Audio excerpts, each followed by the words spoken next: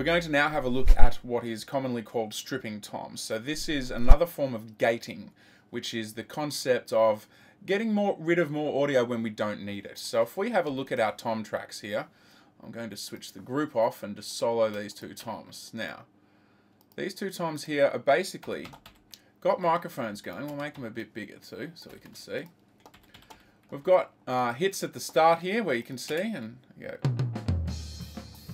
Otherwise, all of this time right now, you've got all this noise going on from these tom tracks, which is not really necessary in the mix. Sometimes it can actually add to the drum sound and make it sound better, but a lot of the time we want to get rid of it, so we have nice clean tom tracks to turn up louder, etc. So what we're going to do here is a lot of this tab to transient, so that you can tab right up to the start of it and chop off the start.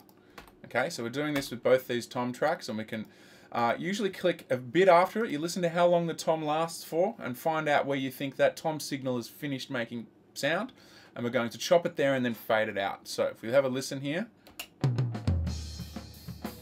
cool. So let's guess around about here. We're going to chop that there, and the smaller the tom, the shorter the length of the sound. So we're going to tab to there, and we're going to basically put a fade in. Now, two keys that I use here is the B key to chop the file, and then if I click somewhere, like in this situation, I'll get rid of this fade again for you, and if I click there with my cursor, and then I hit the G key, it will put a fade from where I selected up until the end of that clip.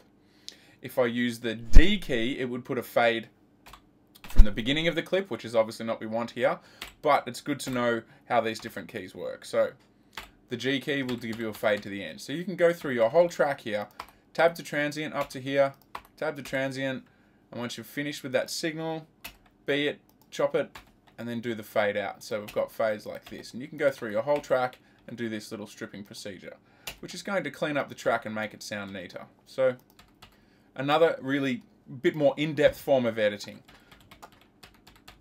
Now, say this is all done, say you've completed all of this sort of editing work, and what you want to do is you want to finalize the track. You don't like the idea of all these little bits of things lying around that look a bit messy, say like these edits here. So we're going to have a look at what is called consolidating, sometimes called conforming as well in other DAWs, but quite simply this is where we've got edits on a track and we want to turn it into one nice neat new file. So instead of having separate little clips here like we do in this part, we're going to make one nice neat little clip. So consolidating, it is in the edit menu, it's called consolidate clip. The shortcut, as you can see from here, is Option and Shift and 3. So instead of clicking there, I'm going to do that as a shortcut. Shift Option 3, bang.